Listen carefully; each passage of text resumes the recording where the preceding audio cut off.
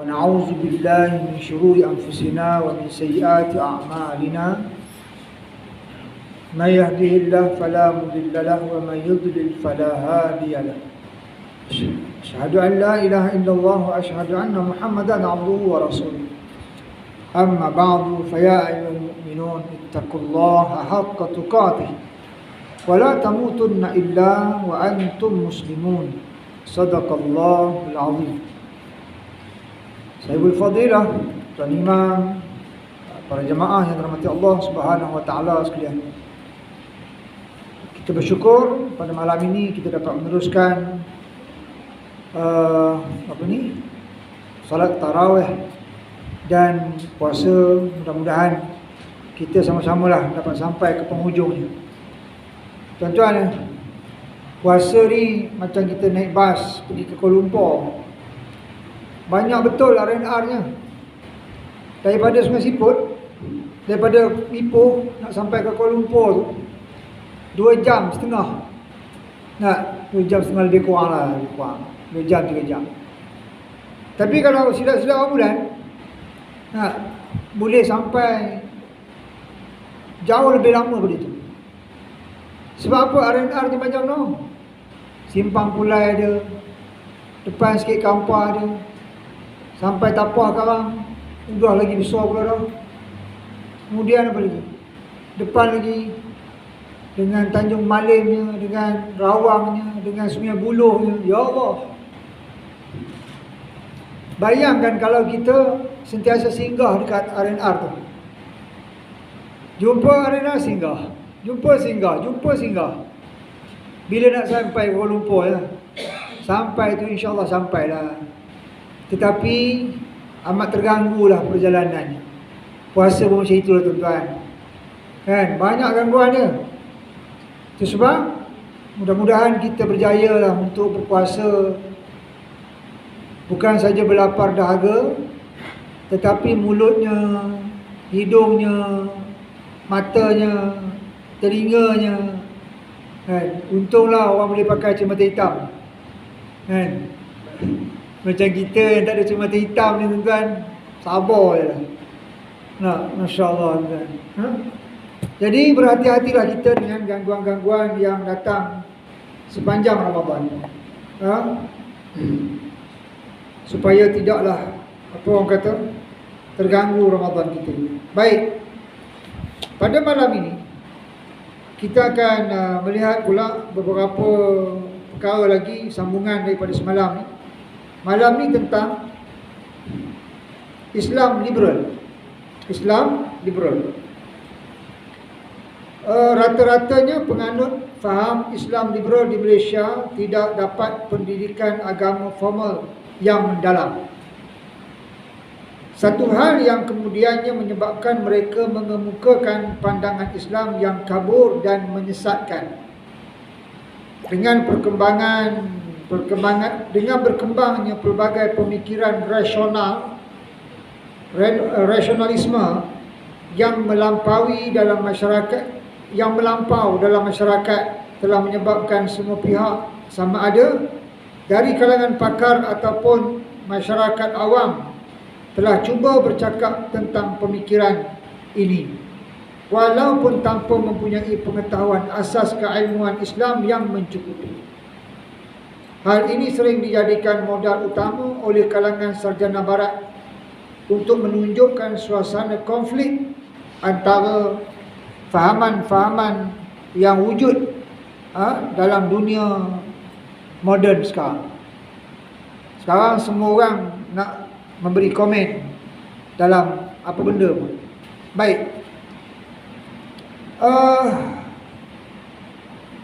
Islam liberal ini tuan-tuan, dia menuntut kepada konon-kononnya pembaharuan.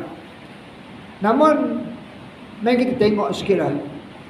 Untuk konteks Malaysia, bahana penerimaan dana asing yang membawa kepada penyebaran idealisme, liberalisme, sekularisme boleh dilihat dalam fakta tuntutan IFC.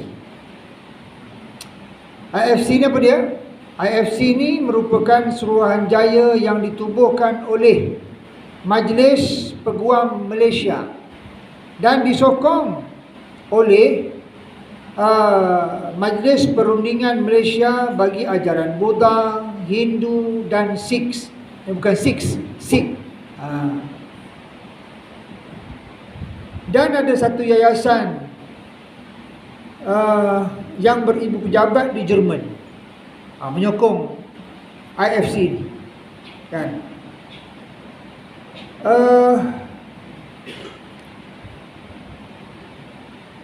Kehadiran yayasan daripada Jerman ini dalam usaha menubuhkan IFC amat diragui kerana yayasan ini beribu pejabat di luar negara dan mempunyai peranan sebagai penyiasat, perantara, perunding dan pendamai terhadap dakwaan perbuatan yang menjejaskan keharmonian negara, keharmonian agama. Pada asalnya, IFC ialah sebuah suruhanjaya yang dicadangkan seperti badan berkanun yang mempunyai kuasa undang-undang yang boleh mengubah ajaran sesetengah agama akibat daripada desakan penganut agama lain. Badan ini berfungsi seperti suhakam yang menerima dan melayan aduan-aduan berkaitan agama. Okey. IFC digagaskan penubuhannya oleh ni tadilah cantuman daripada Buddhis, Buddha, Kristian, Hinduism dan Sikh, agama Sikh tu kan, serta Majlis Perundingan Malaysia bagi ajaran agama tersebut. Jadi tuan-tuan, mereka telah membuat beberapa tuntutan dalam negara kita ni. Tuntutan orang-orang bukan Islam melalui IFC ialah ada 14 ni, saya akan baca semua. Pertama, seseorang anak yang dilahirkan oleh ibu bapa Islam tidak seharusnya secara terus menjadi orang Islam. Dia ni bukan agama Islam pun, tapi mereka tuntut macam itu. Bayang, seorang anak yang dilahirkan oleh ibu bapa Islam tidak semestinya, tidak seharusnya secara terus menjadi orang Islam. Yang kedua, orang-orang bukan Islam yang telah memeluk Islam hendaklah diberi kebebasan untuk kembali kepada agama asal mereka dan tidak dikenakan tindakan undang-undang. Yang ketiga, sebarang kes pertukaran agama Islam kepada bukan Islam tidak sepatutnya dikendalikan oleh mahkamah sivil. Yang keempat, tidak perlu dicatat dalam kad pengenalan seseorang Muslim bahawa dia beragama Islam. Yang kelima, orang-orang bukan Islam tidak perlu dikehendaki menganut agama Islam sekiranya ingin berkahwin dengan orang bukan Islam. Saya ulang, orang-orang bukan Islam tidak perlu dikehendaki menganut agama Islam sekiranya ingin berkahwin dengan orang Islam. Orang Islam hendaklah dibenarkan keluar daripada Islam sekiranya ingin berkahwin dengan orang bukan Islam tanpa boleh dikenakan apa-apa tindakan undang-undang.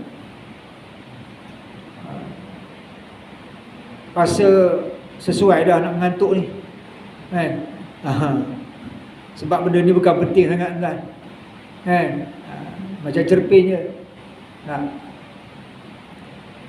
Yang keenam, suami atau isteri yang menukar agama dengan memeluk Islam tidak patut diberikan hak jagaan anak. Suami atau isteri yang menukar agama dengan memeluk Islam tidak patut diberikan hak penjagaan anak. Yang ketujuh, Orang bukan Islam yang mempunyai hubungan kekeluargaan dengan seseorang yang memeluk Islam hendaklah diberikan hak menuntut harta pusaka selepas kematian. Yang ke-8, kerajaan hendaklah menyediakan dana yang mencukupi untuk membina dan menyelenggarakan rumah-rumah ibadah orang bukan Islam sebagaimana kerajaan menyediakan dana untuk masjid. Yang ke-9, orang bukan Islam hendaklah dibenarkan dan tidak boleh dihalang daripada menggunakan perkataan-perkataan suci Islam dalam percakapan dan sebagainya.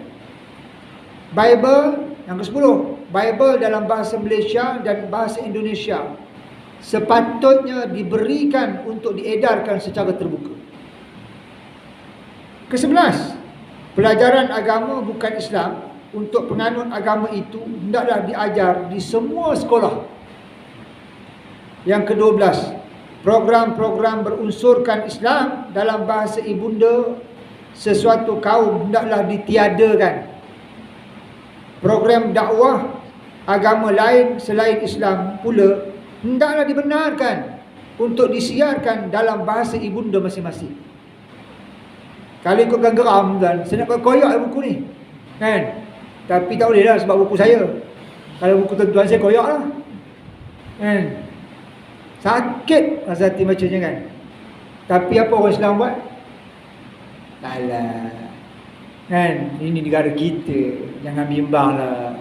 Allah. Aduh, yang bodoh terus bodoh, yang bercakap terus bercakap, yang berebut terus berebut, kan? Tak apalah, kita habiskan dua lagi ni. Orang Islam yang membayar zakat tidak sepatutnya dikecualikan membayar zakat pendapatan. Tidak sepatutnya dikecualikan membayar cukai pendapatan. Dan wang hasil zakat sepatutnya digunakan juga untuk keperluan orang bukan Islam. Yang ke-14, sepatutnya Islam tidak disebut sebagai pilihan pertama masyarakat seperti dalam soal pakaian menutup aurat kepada pelajar sekolah. Tuan-tuan, dengan 14 tuntutan ini, tak ada ke kita rasa macam tercabarnya agama Islam ni? Namun tuan-tuan, apa pun nombor satu sekali, saya secara peribadi tak adalah nak menyalahkan orang yang bukan Islam ni sangat. Secara peribadi tak adalah nak menyalahkan sangat, walaupun sakit juga hati sebab melampau-lampau. Mereka berani macam ni sebab apa? Dia macam ni tuan-tuan. Kadang-kadang ada orang dia tumpang rumah seseorang. Tuan rumah itu tidak layak dihormati sebab perangai dia, kebodohan dia, maka menyebabkan orang yang menumpang tak hormat pada tuan rumah. Itu je. Seandainya tuan rumah mempunyai akhlak yang baik, ilmu yang mantap, mampu dicontohi dari segi kepandaiannya, mengurusnya, apanya sebagainya, maka segan orang kan. Maka tak ada nak buat benda pelik-pelik. Tetapi apabila tuan rumah tidak mampu disegani, tuan, kita tengok anak-anak muda kita, ya Allah Rabbi Karim. Kita tengok orang politik kita lagi serabut. Orang politik tu serah-serah tuan-tuan. Kalau buat umpan ikan tak nak makan. Ikan tak tahu lah, lapar ni ikan ni, kan? Alamak, orang politik mana ni? Malaysia tak nak. Dia pun tak nak. Macam mana kita tak nak, tuan-tuan? Ya Rabbi ya Karim. Dan tengok, itu sebab tuan-tuan, kita terpaksa membijakkan anak-anak ni. Anak-anak kita doa lah supaya jadi bijak. Nah, anak-anak muda tolong aja dijak. Tak boleh setakat biasa-biasa, tak boleh. Sebab apa nampak? Mereka menggunakan sistem guaman. Sistem guaman ni tuan-tuan, habis kita. Sistem guaman ni habis kita. Mereka bersatu. Kita pula duk asing-asing duk itu Allah SWT. Betul kita ada Allah. Betul kita ada Allah yang akan tolong kita. Tetapi pola perangai kita Allah tak berkenan. Mana nak makbul ni doa kita Tuhan? Mana nak makbul doa kita kalau kita Allah tak berkenan? Ketik tengok. Jadi Masya Allah, apabila kita melihat tuntutan-tuntutan ini tuan-tuan, Masya Allah, dia beri penting untuk kita sedar bagaimana sepatutnya kita harus bertindak, ataupun kita harus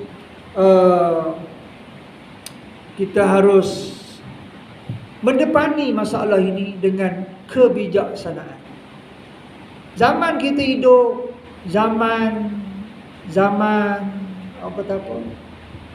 pilihan raya menjadi proses menentukan sekian.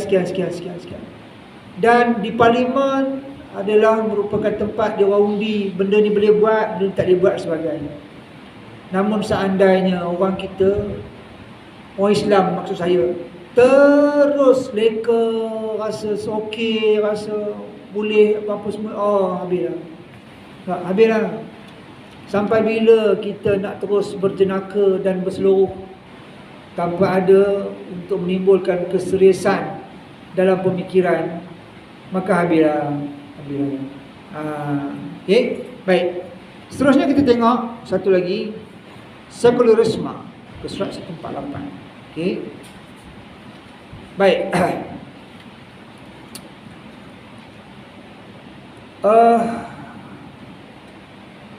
Latar belakang sekularisme sudah lama bertapak dalam masyarakat Eropah. Sekularisme adalah satu doktrin menguruskan hak keagamaan yang biasa seperti nikah, kematian dan ibadah. Sedangkan kegiatan-kegiatan bersifat dunia diuruskan sepenuhnya oleh ahli politik, ahli ekonomi, ahli sains dan lain-lain. Sementara ahli agama tidak dibolehkan untuk campur tangan dalam urusan tersebut. Ini maksud dia, sekularisme, memisahkan. Ianya sudah banyak mempengaruhi pemikiran umat Islam yang menyangka bahawa dia adalah tanda kemajuan dan ideologi terpelajar. Maksud sekularisme, kepercayaan bahawa agama tidak seharusnya terlibat dengan mana-mana aspek kehidupan manusia. Pemisahan agama dari urusan kenegaraan, iaitu mendirikan kehidupan jauh daripada panduan agama. Sekularisme mengakui kekuasaan dan hak yang mutlak bagi manusia. Apa yang dikira perlu dihalalkan akan dihalalkan oleh manusia, walaupun telah ditetapkan haram oleh Islam. Dalam hal pendidikan, ianya merujuk kepada dasar bahawa pendidikan perlulah terpisah dengan agama atau tidak ada kena-mengena dengan agama atau akhirat, juga kemaslahatan manusia. Tidak menyentuh isu ketuhanan atau keabadian roh. Kemudian sekularisme dalam hal pemerintahan, ianya bukan sekadar menghalalkan perkara yang diharamkan oleh Allah, tetapi menyediakan pelbagai-bagai peluang supaya kemungkaran dan maksiat terus berleluasa, dengan menyediakan tempat khas untuk zina dan mengadakan pesta yang membawa ke arah maksiat.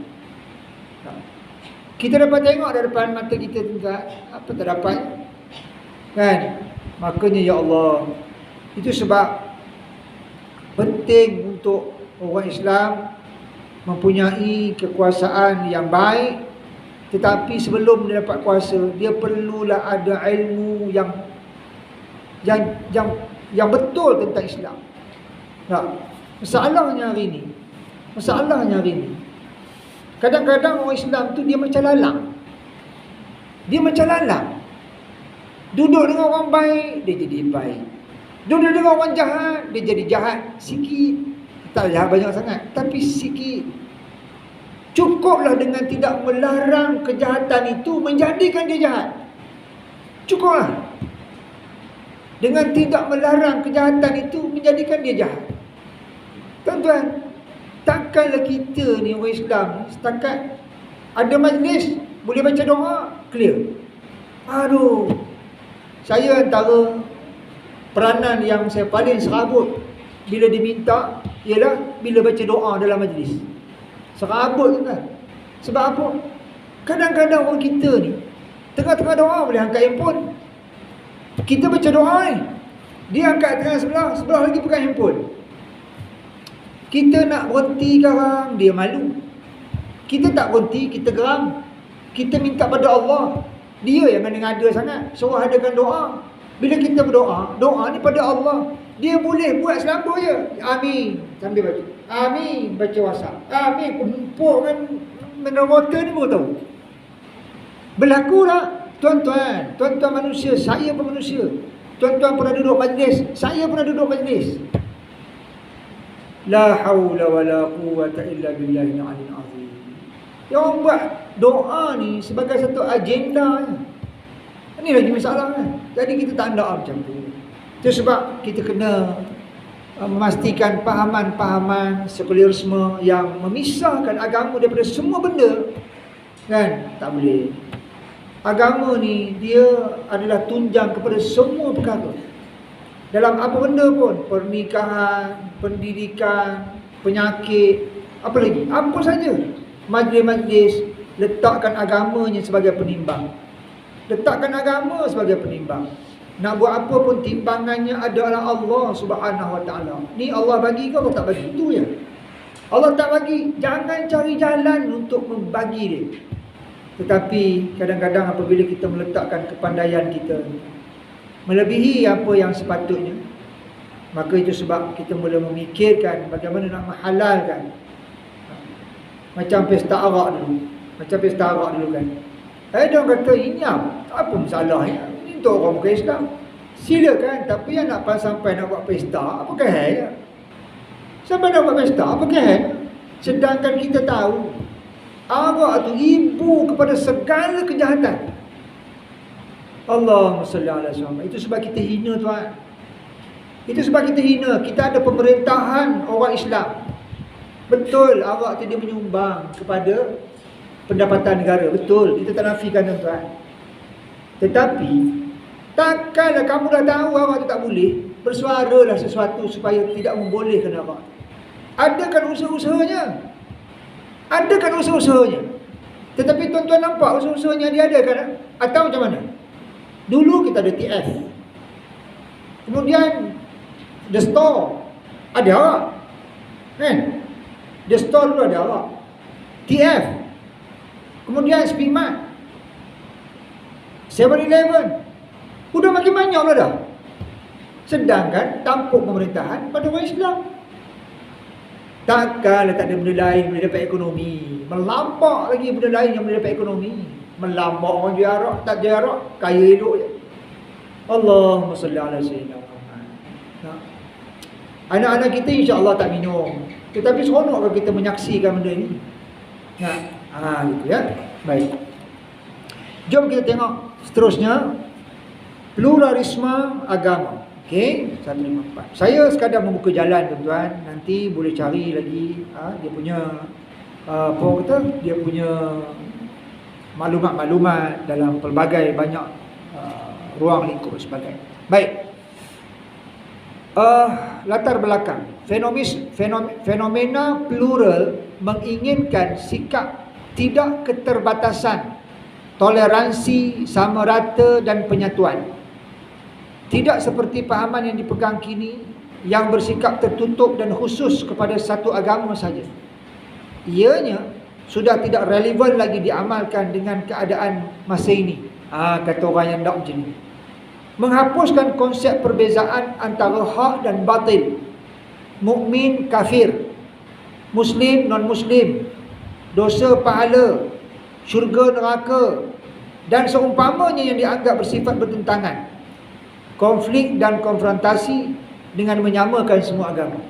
Orang yang menyokong pluralisme agama ni, dia orang tak nak ada beza antara muslim, kafir, mukmin, bukan Islam. Kemudian dia tak nak beza dosa, pahala, syurga, neraka. Tak mau sebut macam tu. Nanti akan ada hati yang terluka. Kita mesti sama semua. Sama ke semua ya? Setiap agama membawa kebaikan kan katanya. Dengan kata lain, semua agama adalah benar. Menganut agama mana pun dikira Muslim dan akan masuk syurga. Perbezaan hanya pada jalannya, tetapi dituju adalah sama seperti iaitu kepada Tuhan. Hasil dari propaganda menuju pluralisme agama Islam, Yahudi dan Kristian, maka muncullah usaha membangunkan masjid, gereja dan kuil dalam satu tempat seperti di kompleks, bandar dan tempat-tempat umum.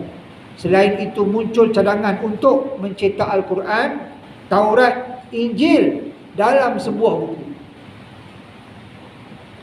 Perkara ini banyak dibincangkan dan disebarkan melalui seminar, simposium dan organisasi timur dan barat. Itu sebab tuan-tuan, antaranya kita kena berdoa pada anak-anak kita ni. Anak-anak kita tak boleh kurung dalam rumah. Kita terpaksa dan kita memang mesti bagi dia keluar untuk belajar dan sebagainya. Cuma ialah mereka kena pandai memilih. Silap pilih, maka Masya Allah. Kan nampak betul kan, nampak murni perkataannya. Semua agama bukan sama membawa kepada kebaikan. Ya, ya apa bunyi. Kita pun, oh betul lah. Kan. Mula-mula main logik dulu. Jom kita ambil beberapa poin kat sini. Pluralisme agama adalah satu fahaman yang bertentangan dengan Islam, yang mengajarkan bahawa semua agama adalah sama. Oleh itu setiap penganut agama tidak boleh mendakwa bahawa agamanya sama, agamanya sahaja yang dibenarkan, sedangkan agama yang lain salah. Pahaman ini juga mengajarkan bahawa semua penganut agama akan masuk syurga dan hidup bersama dalam syurga. Pahaman ini juga merujuk kepada pahaman yang menyamakan semua agama dalam dua erti, iaitu pertama, kebenaran ada dalam semua agama. Yang kedua, keselamatan boleh dicapai menerusi mana-mana agama. Tuan-tuan yang dirahmati Allah SWT sekalian, betapalah pentingnya pelajaran akidah, betapalah pentingnya pelajaran asas ibadah, sembahyang, puasa, tu rukun-rukun tu. Rukun Islam, rukun iman yang kita nampak mungkin macam simple kan. Tetapi itu asas yang penting untuk kita menolak semua benda-benda macam ni. Sebab kalau asas itu tidak dikukuhkan, akhirnya kalau difikir secara logik tuan-tuan, macam logik ya semua yang kita cakap hari ni. Yang liberal tadi, yang pluralisme tadi, dia macam logik. Mana nak pakai akal? Sedangkan Islam itu ada part dia tak boleh pakai akal tuan-tuan. Dia tak boleh pakai akal. Jadi kita tuan-tuan mudah-mudahan berdoa kepada Allah Subhanahu Wa Taala diberikan kepimpinan yang mampu mendepani dengan semua benda ini. Ini sukar. Kita tak kata senang. Kita tak kata senang. Itu sebab kita cakap dulu apa? Semua orang dia perlu belajar dua-dua. Dia perlu belajar dua-dua. Agama perlu belajar, dunia perlu dia belajar. Agama dia perlu ambil, dunia dia perlu ambil. Orang yang belajar agama saja, dia tak belajar bab dunia, dia akan kena tipu banyak tuan-tuan. Kena main dia, kena main. Sebab dia ni orang yang lurus, tak ada belok-belok, kan? Kena tipu. Tak apalah, saya ditakdirkan kena tipu, nak buat macam mana? Salah tak? Tak salah. Tak salah, macam mana? Dia belajar macam itu. Kan? Kalau dapat rezeki, alhamdulillah, rezeki banyak. Kalau rugi, nak buat macam mana? Hari ni tak dia rugi. Dia gitu. Walaupun dia kena tipu. Kan? Orang yang belajar dunia saja, tak belajar agama pula, dia kerjanya menipu. Menipu yang kerja dia kan. Kalau dia belajar dua-dua, insya-Allah dia tidak mudah ditipu dan dia tidak akan menipu. Sebab tuan-tuan, bacalah buku sejarah. Bacalah buku sejarah. Dunia Islam itu ataupun orang-orang Islam itu takkan kalah kalau tidak disebabkan dua. Pertama, pengkhianatan orang Islam sendiri. Yang kedua, tipu daya oleh orang yang bukan Islam. Bacalah. Baca. Kita tengok dulu macam mana kejatuhan Turki. Kita tengok dulu banyak sebenarnya. Kan? Macam mana Khalifah Osmaniyah ni gugur dan sebagainya. Jadi termasuklah kisah-kisah lama-lama silam-silam. Semua ini tuan-tuan, ya Allah itu menjadikan kita perlulah ambil tahu, dan kita perlu membina generasi dengan pengetahuan. Dengan pengetahuan. Baik. Kita ambillah satu lagi last, hak asasi manusia. Kita faham sikit cukuplah kan. 170. Sudah. Okey.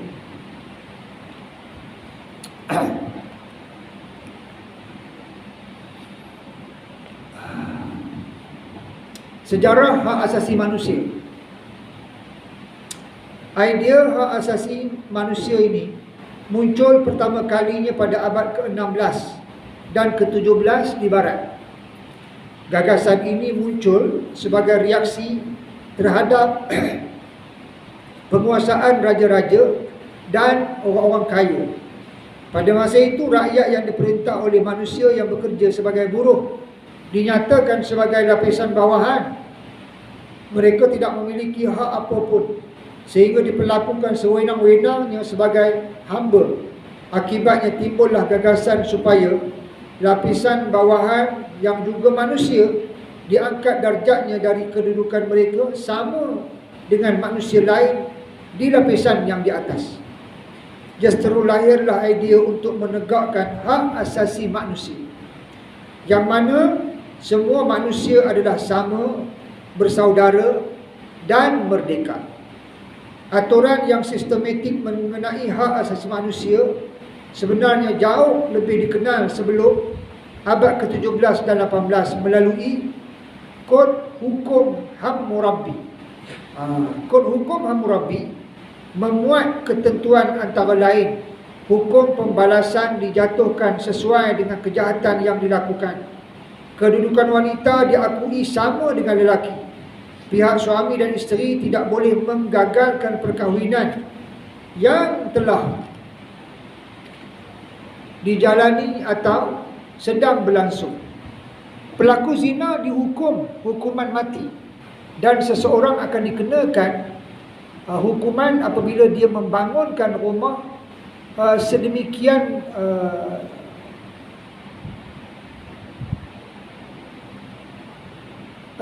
buat rumah tetapi ada masalah dengan rumah itu, maknanya dia bangunkan dengan cuai, dikenakan hukuman. Katalah rumah yang dia bangun tu, dia bina rumah besar hari, roboh rumah tu, kena orang, cedera orang, pun kena hukum. Aturan-aturan yang terdapat dalam kod hukum di atas menunjukkan bahawa masyarakat ketika itu mulai tumbuh kesedaran tentang martabat kemanusiaan dan hakikat manusia. Sehinggalah kod hukum Hammurabi sengaja diundangkan bagi mencegah tindakan yang tidak berkeprimanusiaan dan memeteras keangkuhan sebahagian manusia sesama manusia. Dengan lahirnya hukum tersebut telah merubah kehidupan melalui pencegahan, penegakan keadilan bagi seluruh masyarakat. Sejajar dengan itu, para ahli falsafah Yunani kuno seperti Plato dan Aristotle telah memaklumkan kepada warganya bahawa kesejahteraan bersama akan dicapai kalau setiap warga melaksanakan hak dan kewajipan masing-masing. Baik, tuan-tuan. Namun, akhirnya mereka menjadikan akal manusia sebagai pencetus kepada nakkan hak asasi yang tidak sepatutnya, seperti persamaan antara laki-laki dan perempuan dalam banyak perkara dan sebagainya. Dan yang tak seronoknya, akhirnya dia menjadikan hak asasi manusia ini memperjuangkan perkara yang orang bukan Islam dah, kan? Kalau kena pada yang Islam tak ada masalah apa-apa. Contoh di India pembunuhan berlaku dengan begitu besar sehingga kalau siapa-siapa ada berlelembu dan sebagainya dihukum. Di Kashmir pembunuhan berlaku, tuan-tuan dengar, siapa ada masa boleh dengar, buka kuliah kuliah Cikgu Azmi Mapim, dengar sejarah Kashmir, macam mana dia mengulas. Tetapi apa yang dia buat? Tetapi kalau Islam bertindak kepada siapa-siapa, hak asasi manusia telah dilanggar. Jadi ini semua tuan-tuan merupakan satu perkara yang kita kena ambil tahu. Kita kena ambil tahu sesuatu yang dibangunkan dengan niat yang baik bagus. Tetapi apabila tidak berada di atas landasan Islam, maka dia akan tersasar kerana pemikiran manusia pertama terbatas. Yang kedua, kita ada nafsu yang menyebabkan kadang-kadang kita bertindak di luar batasan yang sepatutnya. Jadi tuan-tuan dirahmati Allah Ta'ala sekalian, minta maaf dia agak berat sikit daripada semalam kita sebut pasal angka-angka. Hari ini kita tengok pula tentang macam mana tuntutan-tuntutan orang-orang yang nakkan kepada kebebasan yang melampau ini. Tuan-tuan, kalau kita tidak jaga, tak mustahil satu hari esok, tak mustahil. Tapi kita tak minta lah tuan-tuan, kita tak minta sangat-sangat, tak minta. Tak mustahil nanti di negara kita pun di tengah-tengah pekan Sungai Siput boleh ada tayangan seni manusia. Dia pergi tengah-tengah pekan, dia buka semua pakaian dia buat macam patung. Oh, pada mereka itu hak mereka untuk macam itu. Kita tak boleh nak kata apa-apa.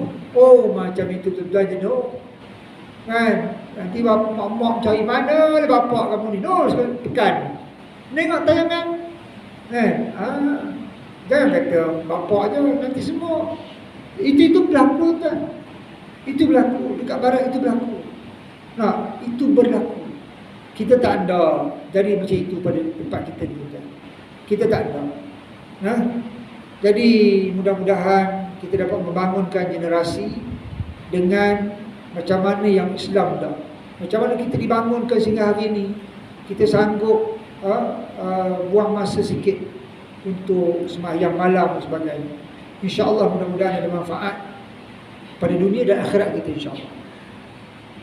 Sampai situ saja malam ini. Aku qauli hadza wa astaghfirullah li wa lakum. Wassalamualaikum warahmatullahi wabarakatuh. A'udzubillahi minasyaitonir rajim. Bismillahirrahmanirrahim. Allahumma qawwi imanana wa wahhid sufufana wajma' qulubana ala mahabbatik. Irhamna ya Allah, irhamna ya Rahman, irhamna ya Rahim. Sahil umurana wa wasi' arzaqana bi rahmatika ya arhamar rahimin. Walhamdulillahi rabbil alamin. Taqabbalallah minna wa